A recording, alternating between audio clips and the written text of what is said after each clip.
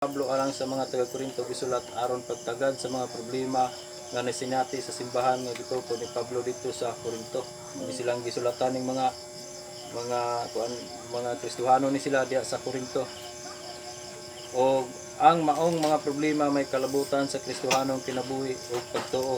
Niadtong panahon na ang Corinto usa ka dakong syudad sa Griego o uluhang syudad sa Romanhong lalawigan sa Akaya. Nabantay kini sa mauswagong mga patigayon hataas ang kultura naghitak nga immoralidad ning naglisod gyud ning mga Kristohanon diya sa Corinto tungod sa naamo guni sa syudad ug bisan gani sa syudad kung dili gani sa syudad bisan sa atong kinabuhi karon maglisod gani ta kay tungod kay birahon pud ta ni ato ang panginabuhi sahay mao poy magkuha nato og nagkalain-laing pundok sa tinuhuan.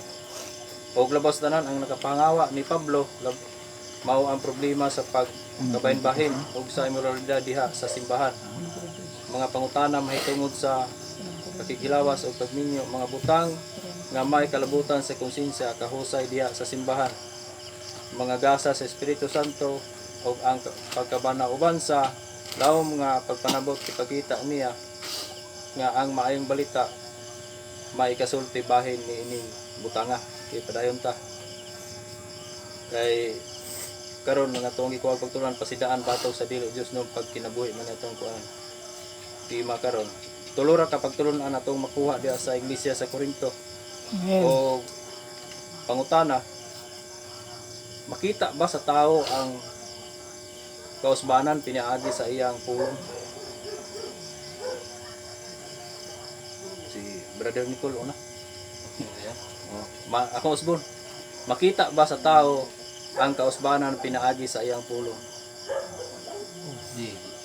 Mga pulungan, Mga pulong ba? mga pulong nga gagawa sa iyang baba. Oo. Joseph, Oo. Sabi Apollo. Mga posible kanang o ka na bang inistoryahan niya? kabistoryahan niya Kita ba nimo nga nabag siya? nga Tiraman. pero hindi siya makaingon nga 100% Brad. Oo. Siguro may gamay lang nga bagay nga makita ka na ang tao nagbago ba. Kaya karon ato ang kuhag pagtulon aning mga butanga.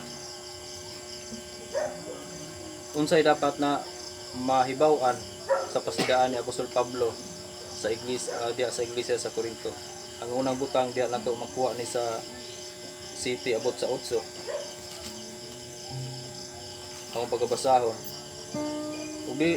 Ug dili managsama sa mga Dios sama sa gibuhat sa pipila kanila. Kay sumala sa giingon sa kasulatan, milingkod sila aron pagkaon o pag-inom ug mitindog aron pagsayaw. 8. Dili kita makihilawas ingon sa gibuhat sa pipila kanila busa nga matay ang 23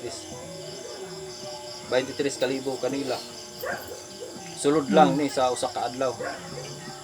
Ang unang butang kaning Dios nga tungod sa ilahang kaning nagsupil sila sa Ginoo, nagsimba sila sa Dios o giingon pag diri nga nakigilawas ni mga Kristohanon sa mga katawhan ni sa Corinto muni hinungdan nga nangamatay sila sulod sa usa ka adlaw 23 kalibo tungod sa ilahang pagsupil sa Ginoo. O unsay Dios para nato mga igsoon. Ato yung kuanon ba unsa gining Dios sa ato akong kinabuhi. Sa ato ang kinabuhi kaning Dios kaning daghan kanang nakababag nga dili madungog sa Ginoo ang ato ang mga pag-ampo. Kay di ra ta masubo nagkuha ra tag pagtulon-an diya sa libro sa Corinto nga tungod sa ilang gibuhat mo ni nahitabo sa ilang kinabuhi.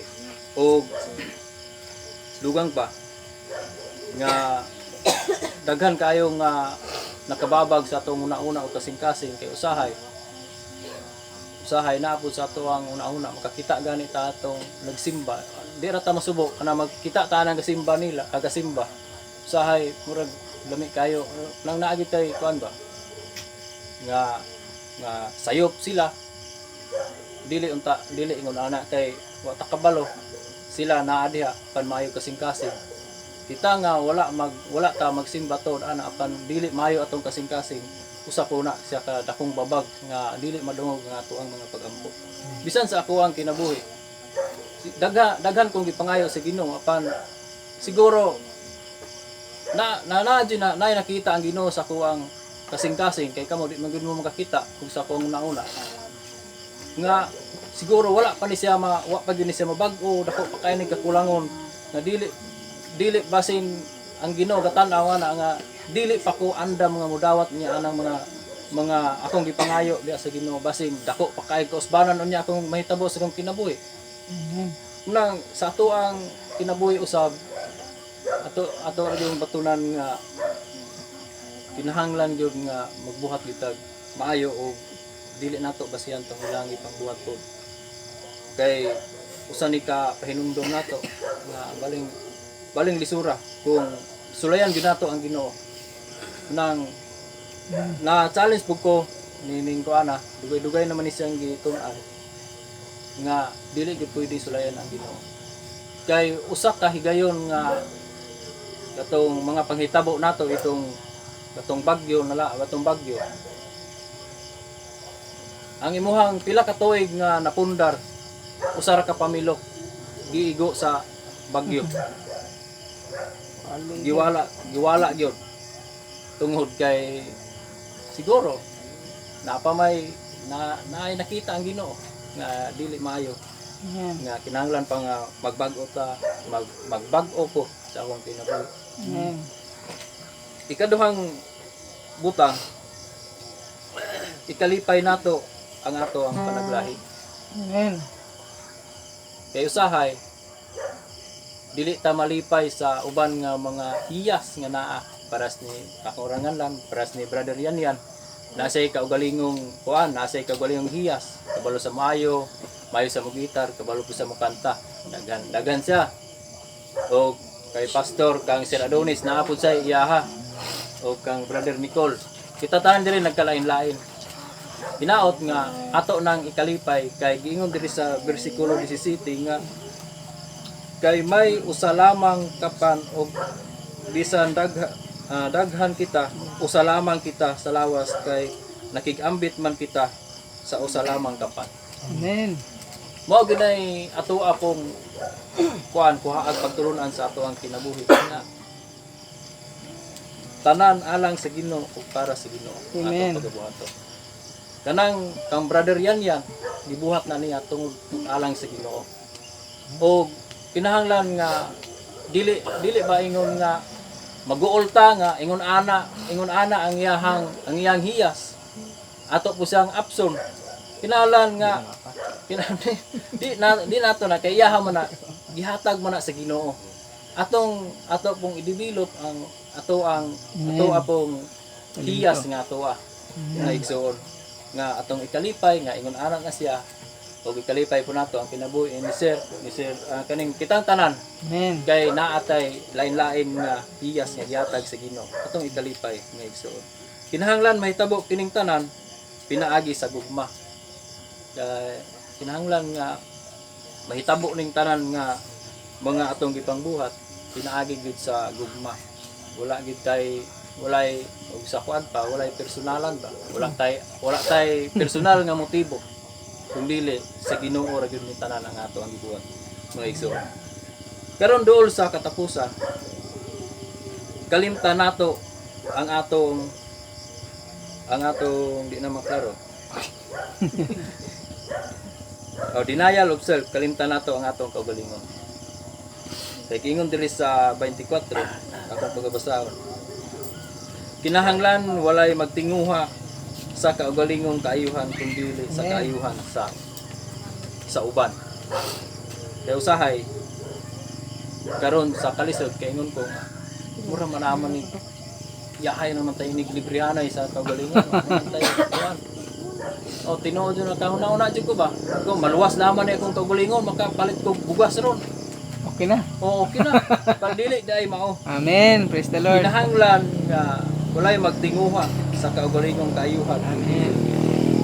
Sa kaayuhan sa tanan. Kinahanglan jud nga kinahanglan jud ay nga mo nay ato ang kanunay nga tinguhaon. Dili nato buhaton ang atong gusto kun dili ang gusto ni Lord nga mahitabo sa ato ang kinabuhi. Kay usahay man gud nga kining tinguhaon gyud. Ako sa ako jud nga nga naman tinguha gyud ta ba nga mao gyud ni mahitabo apan wala dai ta kabantay nga ang Ginoo di ay mo'y nagmuga kuan aning tanan. Kung baga ba siya gyud ang perfect nga designer sa tuang kinabuhi. Oh. Kinahanglan jud nga magbuhat ta nga walay motibo ang ato ang kalimtan nato, ang ato ang kaugalingon aron alang sa uban.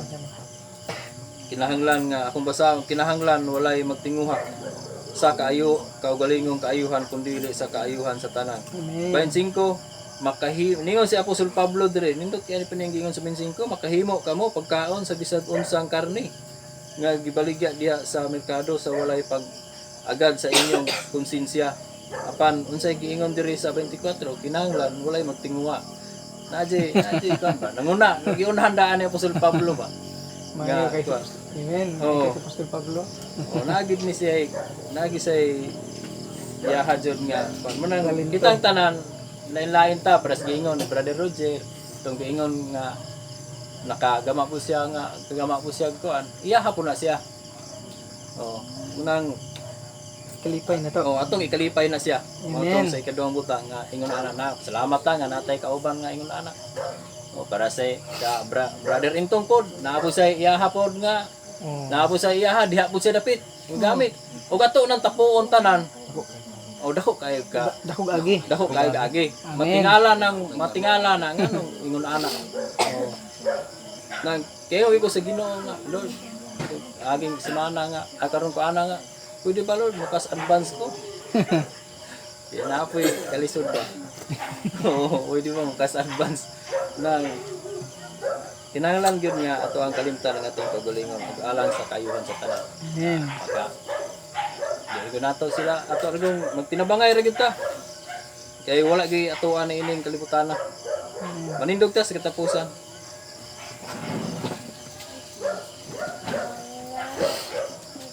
Mga igsoon, malibasog kita mga podool nato ang atong pamilya diha sa Ginoo. Kay kung moabot ang kamatayon wala ay panahon para sa kabaguhan. Nining taknaa nagpasidaan kanato si Apostol Pablo pinaagi sa magtotoo sa Korinto nga likayan ang pagsimba o pagbuhat sa butang nga makababag sa paghimaya sa ato ang Ginoo. Karon igsoon aduna pa by imong pamilya nga gusto nimong mapaduol diha sa Ginoo. Dagaan tag panahon sila. Atong ubos sa pagpanalangin sa Ginoo. Atong pangayoon niya nga mapaduol kay personal po sa akong kinabuhi. Kinahanglan po nga akong labi na gyud sa ako ang pamilya dagan pa jud ya sa kuha maglisod pa ko kung say ang pagabuhaton ay tungod dapat jud ang kuan ba kanang lahi sa ako ang kinabuhi ulaw pa daw pa kay kakulangon kay basig kinalan magud makita gid sa to akong kinabuhi nga tinuod kita nga naay kabaguan. O may matawag na kagabion akong yatag ni Pastor Antonio ang katapusan. Pwede ko sa ulong lang po. Kanimo Dios nga may kugmaon sa mga tagusan. Amahan walay puas may nagpasalamat kanimo tungod kay imong purpose katuyuan kami tanan taliwala nini naong panahon makatigom kami ni mo dapit aron masinunggan pasalamatan kanimo. Sa dili pa nango ipaabot Lord padayon ang among mga request nga nakanimo. Hinaut Lord nga imo kaming pasaylohon nga sa pulong sa buhat ug sa una amahan kay pwede Lord nga makahimo kini makababag aron dili nimo madungog ang among mga tagampo. Amahan tugutan nimo ang imong kanakan nga nagapataas sa imong pangalan biyahe kami tudloi aron makasubay kami sa dalan paingon diha sa kaluwasan o mamintin na mo Ginoo hangtod sa imong pagbalik. Ginong Dios nining matahong nga kagabion, salamat sa kahigayunan nga dinudumog na usab namo ang imong mga pulo. Salamat sa imuhang instrumento nga gigamit aron pagpahinumdom kanamo. Tinuod Lord nga walay hingpit sa matag usa kanamo nga niya dinhi apan nagpanlimbasog kami Lord sa among pagtuo nga taliwala sa mga kakuyaw, mga kalisod sa kinabuhi. Padayon namong mapataas ang imong pangalan. Niyo bless Ginoo sa kinabuhi ni Brother Linson and sa iyang kinabuhi ni Sister Terry sa atong pamilya. Salamat Ginoo, ginaot amahan nga tagaan nimo sila kusog lahi man ang mga matag pagsulay nga among giatubang. Panagtuo kami nga ikaw Ginoo magatabang kanila ug magalig-on kanila. Sa kang kinabuhi sa mga Sir Adonis, Sister Michelle, uban pa Lord nga sa akong mga igsuon, pamilya, inahan, uban pa mga kaigsuonan Ginoo sa Ayungon, sa Layawan, sa Bunga, sa Tibok Negros Oriental nga mga kapatiran sa pananampalataya Ginoo. Tabangi kami Ginoong Dios, kay kabalo kami nga kining among pakiglumba dili para sa among kaugalingon kundi para sa imong kahimayaan ug labaw sa tanan. Tabangi kami kay di na mo kaya Ginoo kung wala ka. Lord, imo kaming paubsaanon o hinaot Lord nga makadugay kami sa ministry. Magkadako ang among gugma, makalapad ang among pagpasaylo ug magkalahom Ginoo ang among mga pagbati. Aron nga bisan pa man unsa ang hagit sa pagsulay, makabarog kami Ginoo. Lord, imo ang tanan o para kanimo kining tanan Ginoo. Kung himaya kanimo lamang sa imong pangalan balaan sa Jesus. Amen.